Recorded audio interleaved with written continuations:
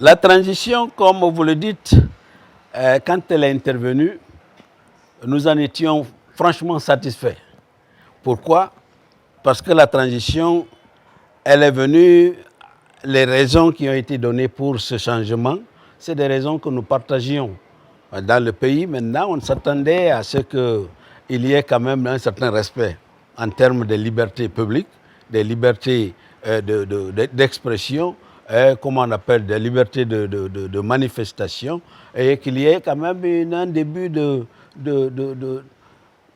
je dirais, de regard avec une certaine acuité pour pouvoir faire face aux questions de corruption, la corruption endémique qui était dans ce pays, et au manquement, aux arrestations arbitraires. Tout ça, c'est des choses que nous avons acceptées et que nous avons embrassées. Le discours au départ, il faut dire, il était vraiment un discours très intéressant et très invitant.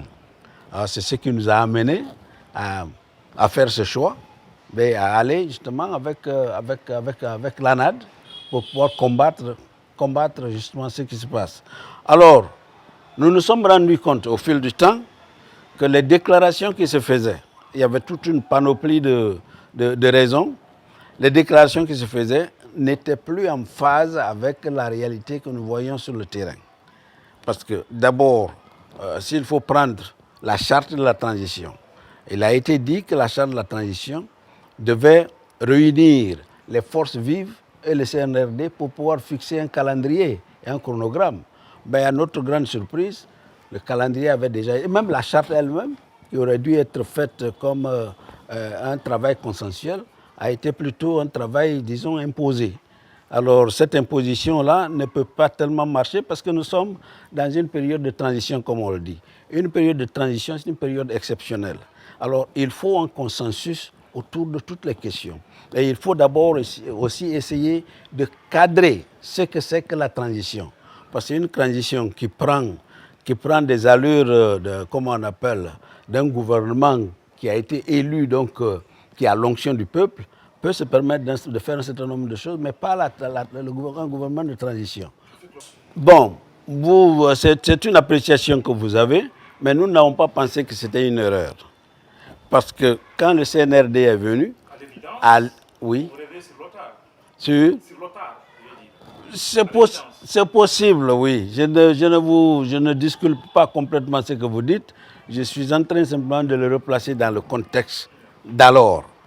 Lorsque le CNRD, effectivement, a surgi sur la scène politique, en enlevant de nos pieds une grosse épine, nous avons pensé effectivement que nous avions la même vision.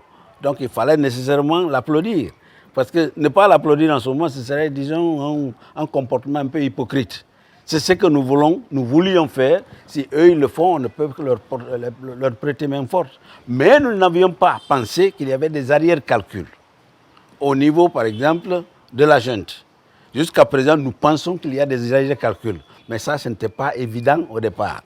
Donc, on ne peut pas simplement nous dire que nous avons commis une erreur. Peut-être qu'il y en avait à refaire. Et on savait aussi les préalables. Peut-être qu'on ne l'aurait pas fait ou alors on l'aurait fait de façon mesurée.